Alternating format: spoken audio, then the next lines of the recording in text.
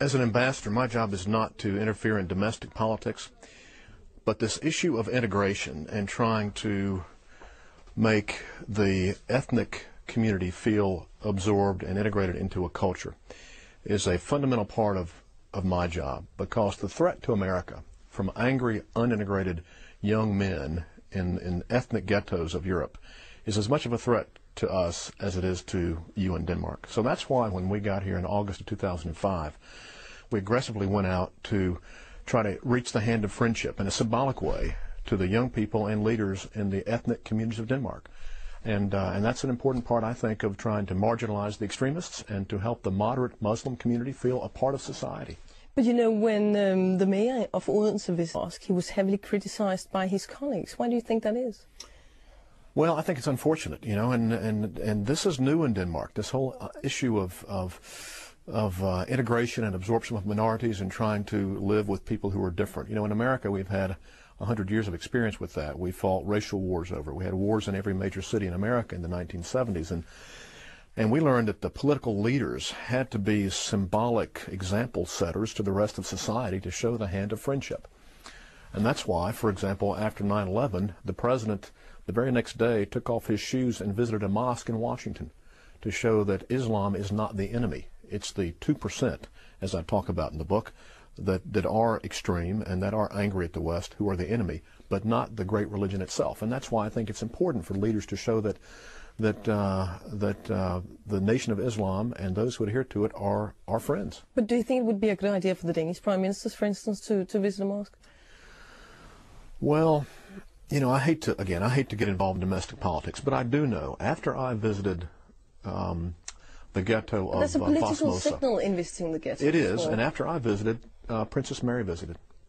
And the reaction to her showing up in Vossmosa, this is now a couple of years ago, was extraordinary, showing that symbol of outreach that in her case a leader of the royal, in his case a leader of the government, would show is an important symbol. So if you believe that it's important for relations between Muslims and non-Muslims to be improved, if that's important, then I think political leaders have an obligation to show by example the right way. So basically it would be a good idea for the Prime Minister or any other minister to visit It would be a good idea for the President of the United States to visit a mosque.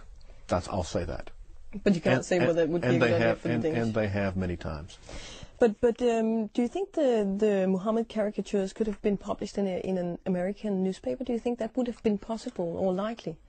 Well, they certainly could have been, because no government would censor the press in America just like they wouldn't here. But I think it would have been unlikely, and unlikely because in America, you know, after a generation of fighting the war of integration, Americans and the American media realized that we had to occasionally compromise, if you would, our strong belief in freedom of speech and the free press in favor of respect and order and security in society. And if that means, for example, not going out of your way to insult someone or incite someone for no reason, then most media and most Americans wouldn't do it. Now, in our case, the issue was race. It wasn't religion. There it was blacks. There were certain words you didn't use, certain things you didn't say, certain drawings you didn't make.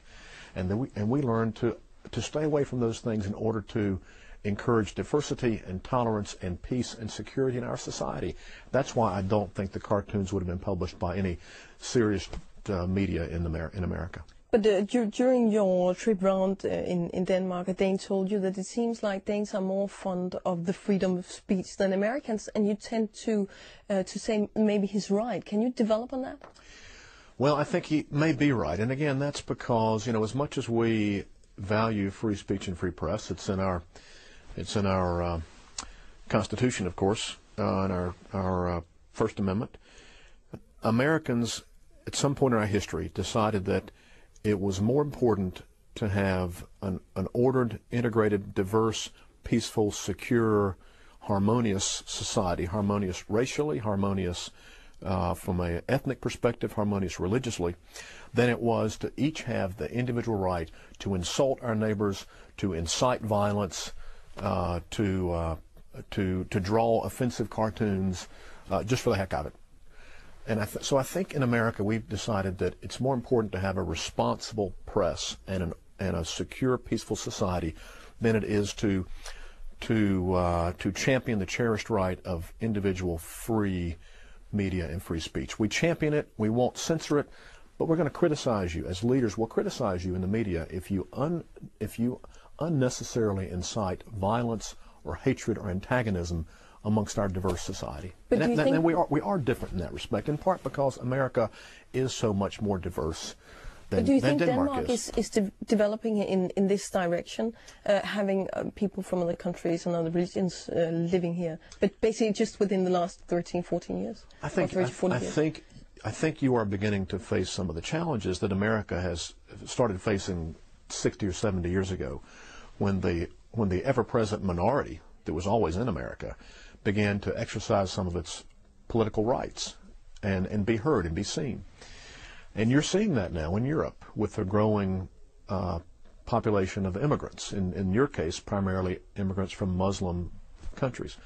So you're struggling with how to hold on to your cherished traditions and your culture and your Danishness while welcoming strangers and making them feel like they're part of your society, which you want, because you don't want them to turn into extremists and angry young people who attack your powers of, or your symbols of power, which is what America faced 30 or 40 years ago. But we've just had like 3 or 4 incidents of homegrown terrorism in Denmark and court cases related to that. But it doesn't seem like the U.S. is being attacked to the same extent by people living or people who grew up in the U.S. Do you think those issues are linked, that those discussions has been taken in the U.S.? I think they're linked a bit. I think that if you go back 30 or 40 years, the angry, young, unintegrated people of the inner cities were attacking America. But they were attacking not as Muslims, but in our case primarily as blacks and radical white youth, because they felt like they weren't a part of society.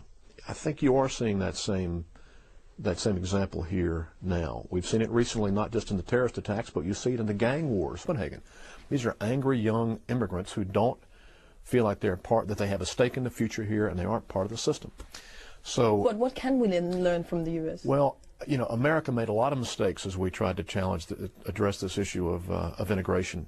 But the fundamental lesson we learned is that you have to early on get into what I would call the grassroots. You have to get into the schools, into the communities, into the neighborhoods, on the sports fields, wherever young people are, and make the young people feel like they have a future in this society, because that's where the extremism, that's where the violence, that's where the anger starts. If you look at these 5 terrorist plots that have been uncovered since I got here in Copenhagen 3.5 years ago, it's the angry, young, unintegrated men of these communities who don't feel like they have a future here in this culture, and that's why they're attacking. We need to get into the grassroots, whether it's through sports, through school, through culture, through churches, whatever the route may be. Focus on the grassroots and focus on the next generation. Jim King, thank you very much for joining. Thank you, Nina.